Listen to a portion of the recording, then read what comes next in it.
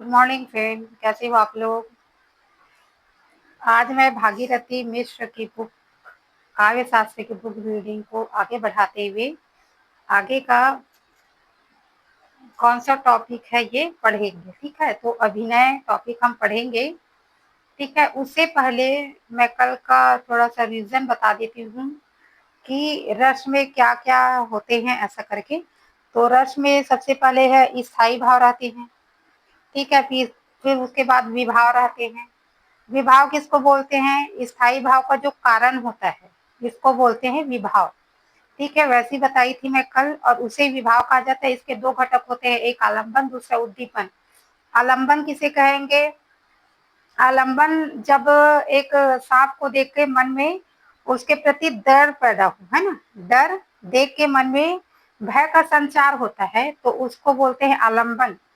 और मान लो जब आप कहीं रास्ते पे जा रहे हैं, एक सांप सूंड फैलाए बैठा है तो उसके प्रति डर बहुत ज्यादा ही हो जाते हैं तो उसको बोलते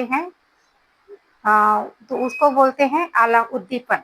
ठीक है, तो अर्थात उद्दीपन वह अवस्था है जो हमारे उत्तेजना की अवस्था को सामान्य से और ज्यादा बढ़ा देता है, तो उसको बोलते हैं उद्दीपन। ठीक है, और अनुभव क्या है? अनुभव यानी जब सांप को देखकर आपके शरीर जो है कांप जाए, है ना, धड़कने तेज हो जाए, आंखों के सामने दृश्य दृश्य कुछ दिखाई ही ना दे।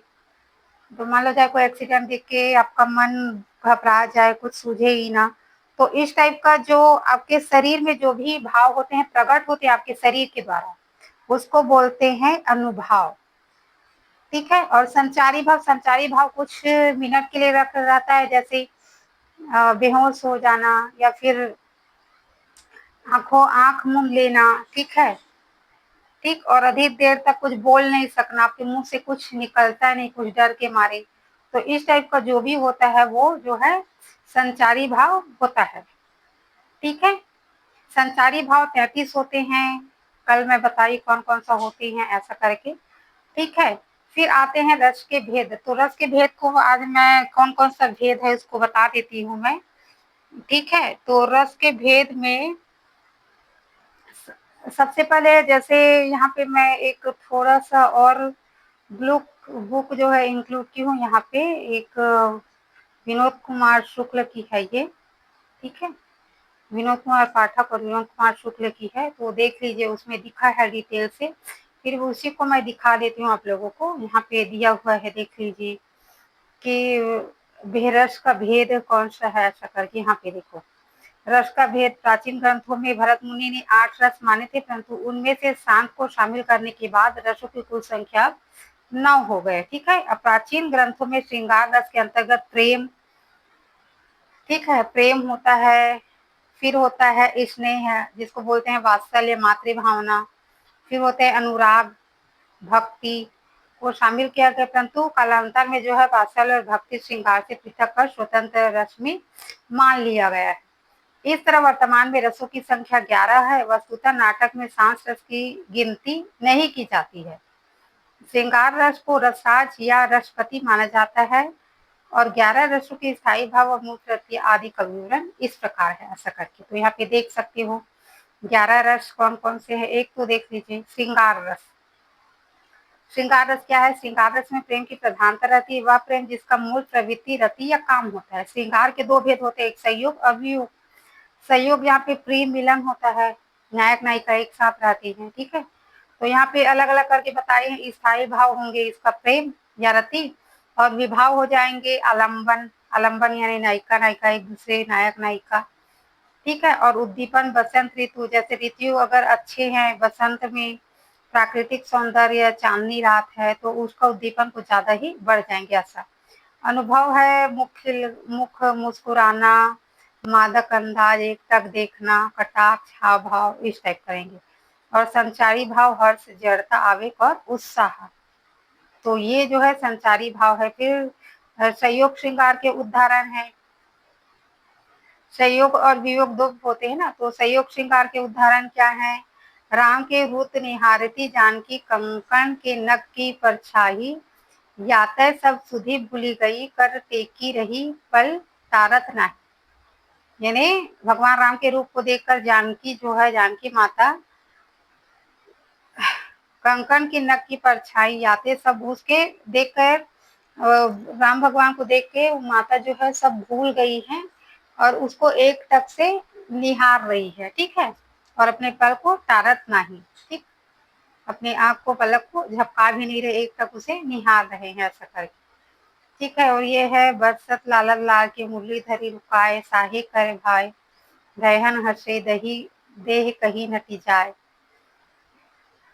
तो ये भी है एक कि वही है कि श्री कृष्ण की मुरली को जो गोपियां हैं वो छिपा देते हैं। क्यों छिपाते हैं? क्योंकि ताकि वो हमसे बात कर सके ऐसा करके।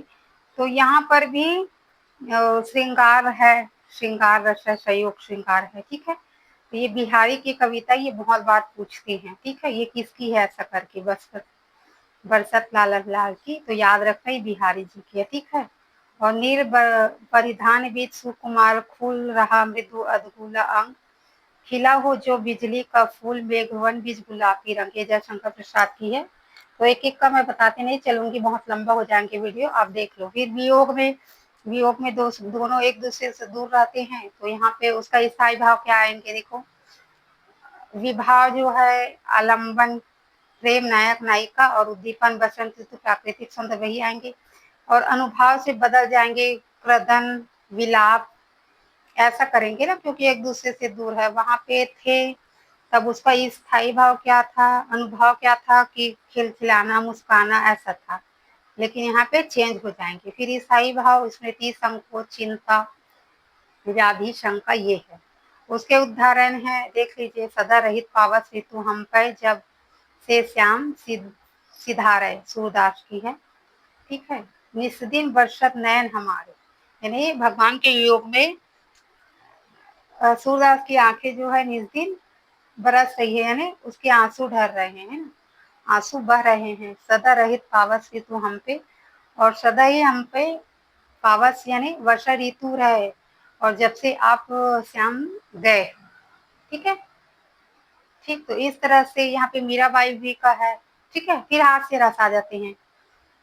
हास्य रस में वही हंसी आते हैं, हास्य विभाव है आलम्बन अभिव्यक्ति या दृश्य आदि, जिसे पढ़ सुनकर देखकर हंसी आ जाए। उद्दीपन विचित्र वचन संकेत दृश्य अनुभव हंसते हंसते बल पर जाना, सुखद आंसुओं का टकराना, टपकना ठहाका मारना आदि अनुभव है हास्य रस में। संचारी हर्ष भ्रम चापल्य आलस्य निद्रा स्वप्न आदि, ठीक है। तो ये आ जाएंगे, ठीक। फिर है इसका हास्य रस का एग्जाम्पल भी है यहाँ पे दिया है, देख लीजिए। तंबुरा ले मंच पर बैठे प्रेत प्रताप, साज मिले 15 मिनट घंटा भर अलाप राग में मारा गोता, धीरे धीरे खिसक चुके थे सारा श्रोता। काका हाथ रसी, बहुत अच्छे लगे, एक और पढ़ लेते हैं। इस धूप दौड़ में क्या रखा है, आराम करो आराम करो, आराम जिनकी कुंजी है इनसे ना तपेदी खोती है। अच्छा, आराम सुधा की एक बूंद तन का दुबलापन खोती है, आराम बस राम छिपा है। आराम शब्द में राम छिपा है जो भाव बंधन को खोता है। आराम शब्द का ज्ञाता तो विरला ही योगी होता है, इसलिए तुम्हें समझाता हूँ मेरे अनुभव से काम करो, आराम करो आराम करो आराम करो। गोपाल प्रसाद व्यास की है ये, अच्छा लिखा है। फिर आते हैं करुण रस। करुण रस में वही जब किसी अपने प्रिय शोक मृत्यु हो जाए तो करुण उसके भाव, करुण रस है, स्थायी भाव शोक होता है। आलम प्रिय का नाश, प्रिय व्यक्ति की मृत्यु, उद्दीपन मृत्यु, दास दाह क्रिया उस व्यक्ति को गुणों को स्मरण करना, ठीक है। अनुभाव छाती पीटना, रुदन करना, संसारी भाव मोह विषाद जड़ता उन्माद ग्लानि। करुण रस का उदाहरण शोक विकल सब रोवनी रानी, रूप सिलु बल्लु तेजु बखानी, करही विलाप अनेक प्रकारा, करही भूमि बल बारही बारा, ठीक है। ये तुलसीदास की है, ठीक। फिर ये और है, प्रिय पति वह मेरा प्राण प्यारा कहाँ है, दुख जल निधि डूबी का सहारा कहाँ है। हरिऔध की रचना है ये। ठीक है। अभी तो मुकुट बांधा था माथ, वे कल की हरदी, खुले भी न थे लाज के बोल, खिले भी चुंबन शून्य कपोल, हाय रुक गया यही संसार बिना सिंदूर श्रृंगार। तो यहाँ पे एक अभी अभी शादी हुई है और उसका पति मर जाता है, तो वहां पे सुमित्रा नंदन पंत की ये रचना है। ठीक है। फिर आते हैं वीर रस। हृदय के उमड़ते हुए अत्यधिक उत्साह के इस रस की उत्पत्ति होती है। जहाँ उत्साह को उत्पन्न करने वाले विषय का वर्णन किया जाता है, वहां वीर रस की उत्पत्ति होती है। इसके 3 भेद होते हैं। वीर रस के भी भेद होते हैं, देख लीजिए। दानवीर, युद्धवीर, ठीक है, और दयावीर। युद्धवीर जो शत्रु पक्ष से लड़ने का उत्साह हो, और दानवीर जहाँ याचक आदि को दान देने का उत्साह हो, और जब दीनों पर दया करने का उत्साह तो यह दयावीर होता है। स्थायी भाव, आलंबन, शत्रु प्रतिपक्षी, याचक, शरणागत, दुष्प्रयोग, कवि आदि है। उद्दीपक, शत्रु को चुनौती देना। अनुभव, आंखें लाल एकटक देखना, अंग फड़कना, दांत पीसना। संचारी, आवेग, गर्व, असूया। असूया यानी जलन, रोष होता है ना। अमर्ष यानी आवेश और क्षोभ होता है। ठीक, असूया, अमर्ष। फिर आते हैं वीर रस के उदाहरण। हे सारथे है द्रोण क्या देवेंद्र भी आकर अड़े, है खेल क्षत्रिय बालकों का युग भेदन कर लड़े। मैं सत्य कहता हूँ सके सुकुमार मत जानो मुझे, यमराज से भी युद्ध को प्रस्तुत सदा मानो मुझे। ये मैथिली शरण गुप्त की रचना है। ठीक है। और चमक उठी संतान, ये तो सब जानते हैं, ये वीर गीत है। तो यहाँ पे एग्जाम्पल में पूछते हैं कि ये कौन सा रस्सा करके, कौन सा रस्सा, ये दे देंगे और आपको पूछेंगे। ठीक है। मांग गंगा मांग रही मस्तक, जमुना मांग रही सपने, आज जवानी स्वयं टटोले सी हथेली अपने अपने। यानी ये जो कविताएं हैं बहुत अच्छी अच्छी है, इसीलिए मैं और आप लोगों को ज्यादा ही इसको पढ़ा रही हूँ। ये आने लायक है, तो देख लेना आप लोग। फिर है सुभद्रा कुमारी चौहान की आ रही हिमालय से पुकार, उगती गरजता बार बार, प्राची पश्चिम भूनभ अपार, सब पूछ रहे दिगंबर, वीरों को कैसा हो बसंत। ये यहाँ पे कविता है, वीरों का कैसा हो बसंत, सुभद्रा कुमारी चौहान। फिर आते हैं रौद्र। रौद्र रस। रौद्र शत्रुता और अपमान, शत्रु का सम्मुख आ जाना, असहाय कटु वचन, अपमानजनक क्रियाओं से शत्रु चेष्टाओं के फलस्वरूप क्रोध के भाव उत्पन्न होते हैं, वही रौद्र का वर्णन होता है। स्थायी भाव क्रोध है। आलंबन, शत्रु से विपरीत कार्य करने वाले जिसके प्रति क्रोध उत्पन्न हो। उद्दीपन, शत्रु आदि की उमंग, उसके द्वारा किए गए अपमान को स्मरण करना। नेत्र लाल होना, अनुभव क्या होंगे, होठ चबाना, दांत पीसना। संचारी, उग्र, उग्रता, आवेश, अमर्ष आदि आएंगे। ठीक है। और रौद्र के उदाहरण देख लीजिए यहाँ पे।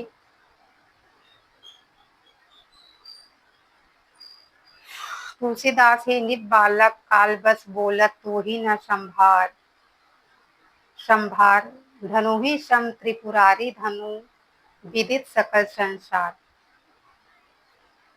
ठीक। भयानक रस में देख लीजिए। भयानक रस में है किसी भयानक दृश्य को देखने या भयंकर ध्वनि आदि से उत्पन्न भय की परिपक्वता को, ये भय से उत्पन्न करने वाले विषय हैं। अनिष्ट की आशंका में भय उत्पन्न होता है। विभाव है नीच मनुष्य, हिंसक प्राणी। ठीक है। और उद्दीपन है पशु को देख के, डाकू, हत्यारा, आतंकवादी आदि को देख के भयानक। अनुभव कपकपी, घिनली बन जाना, मुख पर अंगूर जाना, छाती पर जोर जोर धड़कना। संचारी है दैत्य, शंका, मृत्यु, मूर्छा, ये है। भयानक रस है, एक मिनट फिर से देखो। फिर आते हैं विभत्स रस। विभत्स रस को पता ऐसी देते हैं सड़े गले रक्त, मांस, मज्जा आदि के घृणित वस्तुएं और नैतिक पतन आदि किसी प्रकार की घृणा उत्पन्न करने वाली बात। तो स्थायी भाव, घृणा का स्थायी भाव क्या होता है, जुगुस्सा। ठीक। विभाव है आलंबन है रक्त, घिनौना दृश्य देखना। उद्दीपन, दुर्गंध, चर्बी, उबकाई आना। अनुभव है थूकना, आंख नाक बंद करना, मुंह फेरना। संचारी, मूर्त, आशा, दाविक, मूर्छा। विभक्त का एग्जाम्पल देख लीजिए। उदर बिरादनी भुजा उपाही, गही पद अवनी, पटही भट रही। लोह जमने से लोहित सावन की नीलम घासें, सर्दी गर्मी से सड़कर बजा रही है लाशें। आंखें निकाल उड़ जाते, क्षण भर उड़ कर आ जाते, सजीव खींच कर कौवे चुभला चुभला कर खाते। ये तुलसीदास की रचना है।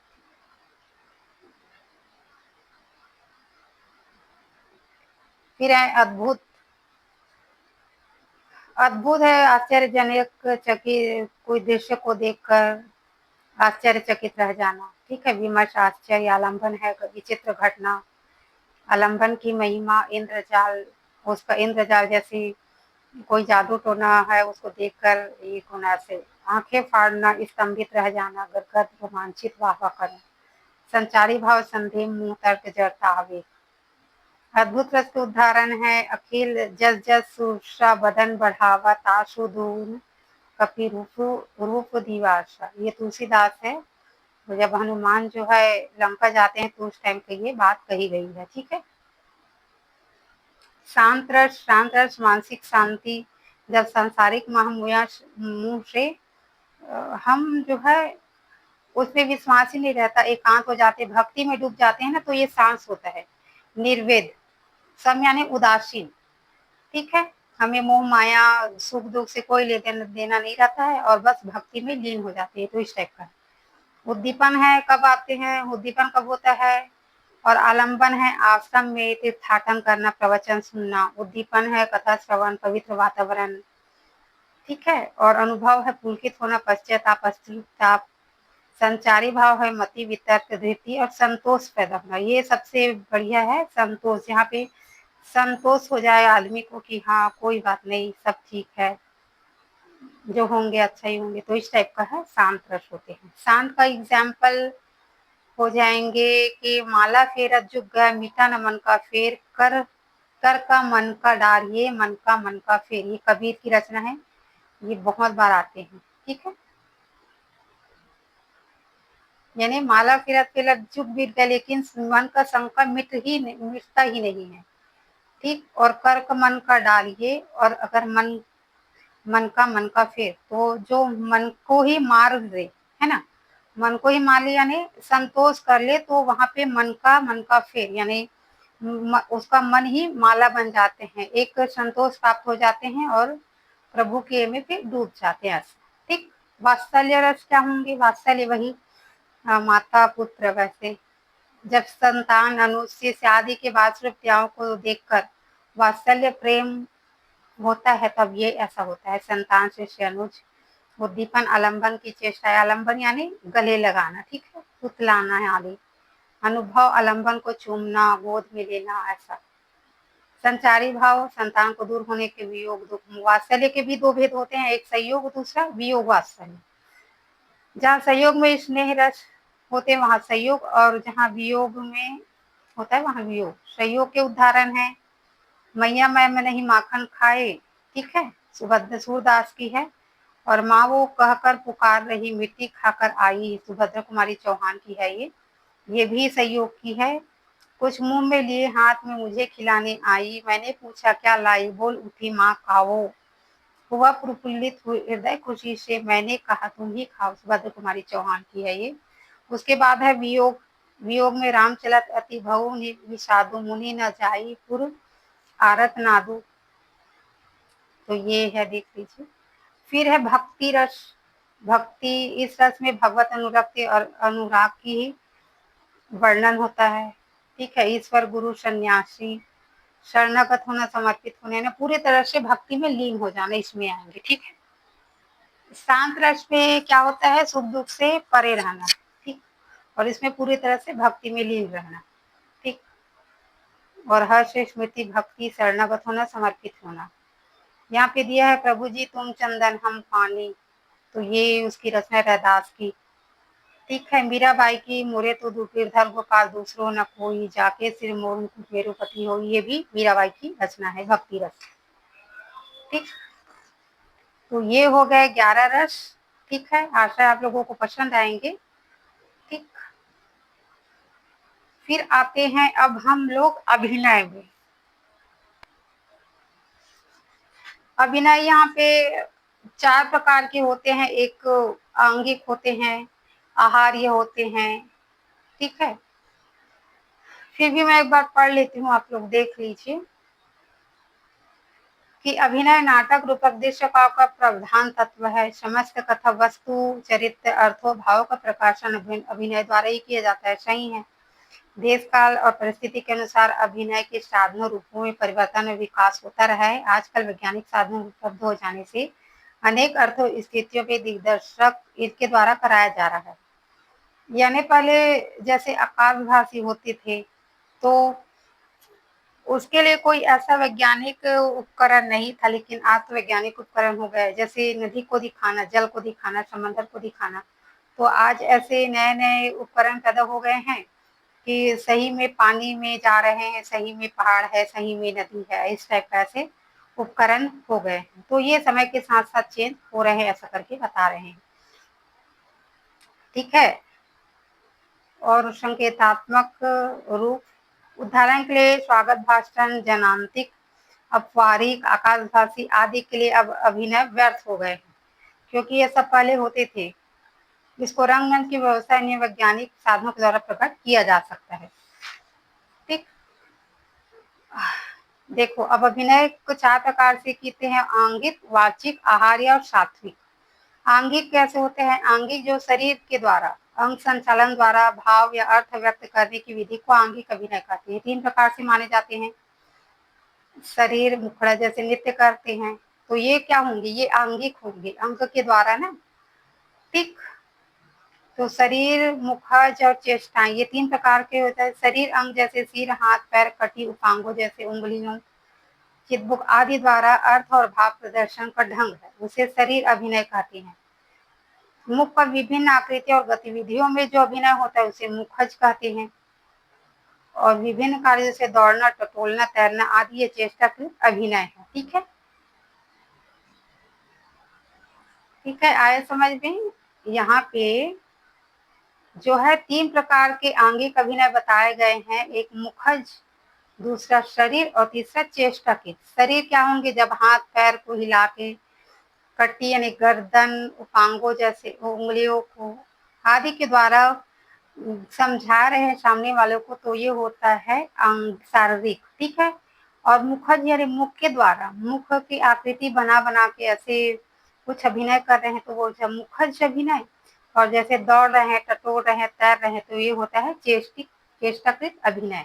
ठीक, फिर होते हैं वाचिक। वाचिक यानी वचन, वचन यानी बोलना। जैसे वाचिक अभिनय के अंतर्गत स्वर शास्त्र, छंद, भाषा प्रयोग, काकू यानी कंठ ध्वनि आदि द्वारा भाव अर्थ का प्रकाशन किया जाता है। कहीं शुद्ध भाषा तो कहीं विकृत भाषा का प्रयोग किया जाता है तथा किसी व्यक्ति को क्या कहकर संबोधन करना चाहिए, सब वाचिक अभिनय के अंतर्गत आता है। जैसे बोलते हैं हे तात, हे राजा, तो इस टाइप का जो बोलते हैं वो वाचिक होंगे। ठीक, इसके भी 3 भेद हैं: सर्वश्राव्य, अश्राव्य और नियत श्राव्य। सर्वश्राव्य क्या है? वे कथोपकथन यानी वे जो बोल रहे हैं वो सबके सुनने के लिए हो, उसको इसे प्रकाश कथन भी कहते हैं। जो सबके सुनने के लिए हो, सर्वश्राव्य। ठीक, अश्राव्य वह कथन जो सबके सुनने के लिए नहीं होता। ठीक है, वह आत्मकथन भी कहलाता है। उठने वाली विचारधाराओं का, ये जो है अपने मन में अंतस में उठने वाली विचारधाराओं का प्रकाशन होता है। ठीक है, फिर आते हैं नियत श्राव्य। नाटक का वह कथोपकथन जो कुछ पात्रों को सुनने के लिए होता है, कुछ के लिए नहीं होता है। इस कथोपकथन के भी 2 नाट्य रूप कहे जाते हैं, एक अपरिवारिक, दूसरा है जनांतिक। अपरिवारिक में क्या होता है? अपवारित में जब 3 व्यक्ति रहते हैं और 2 व्यक्ति बात कर रहे हैं, तो मान लो चाहे तीसरे व्यक्ति से अपनी बात छुपाना है तो अपने हाथ को मुंह पे रख के हाथ के ओठ पर दूसरे व्यक्ति के कानों में कुछ कहना, उसको बोलते हैं अपवारिक। ठीक है, और जनांतिक किसको बोलते हैं? जनांतिक उसको बोलते हैं जब अपनी बात छुपाना है ना, तीसरे व्यक्ति से, तो अपने होंठ के ऊपर ऐसे 3 उंगलियों को रख के बोलते हैं। ठीक है, दूसरे से बात करते हैं, 3 उंगली अपने मुंह के सामने रखकर, 3 उंगली को बीच के 3 उंगली को मुंह के सामने रखकर उससे बात करते हैं, तो वो होता है जनांतिक।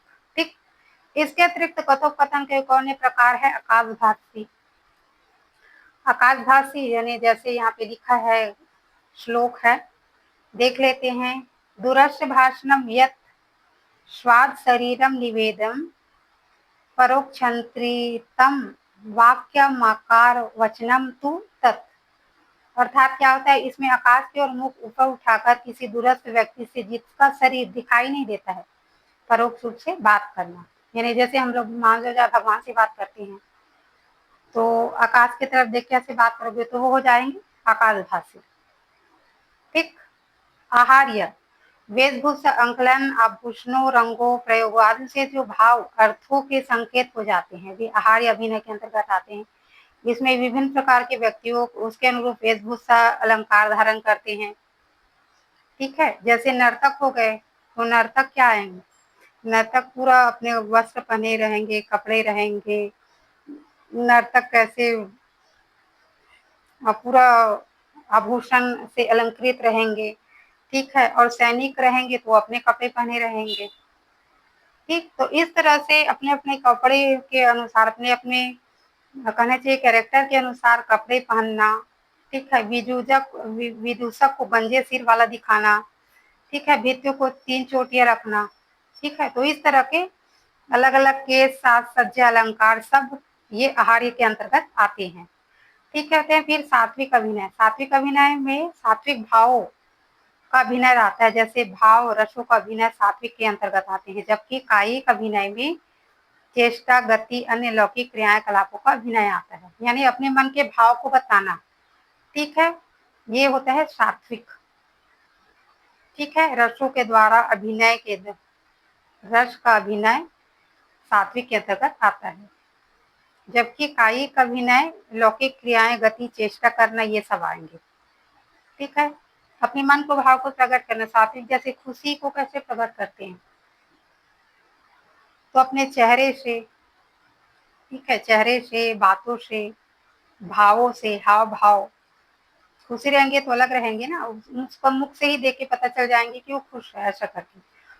तो जो अपने आप ही आ जाए ऐसा भाव उसको बोलते हैं सात्विक, जिसमें किसी तरह से मिलावट ना हो। ठीक है, तो लोक व्यापार के अभिव्यक्ति का साधन इस प्रकार ये दोनों भेद हैं। ठीक है, नाटकों के अंगों के विचार के उपरांत हम नाटक के संबंधित एक और दूसरे प्रसंग पर विचार करते हैं। ये नाट्य वृत्ति उस दिन मैं बताई थी, कौशिकी, सात्विक, आर्यभट्टी की कौन कौन से वेदों से इसकी उत्पत्ति मानी गई है ये दिखा सकते हैं। ठीक है, तो फ्रेंड आज के लिए इतना ही।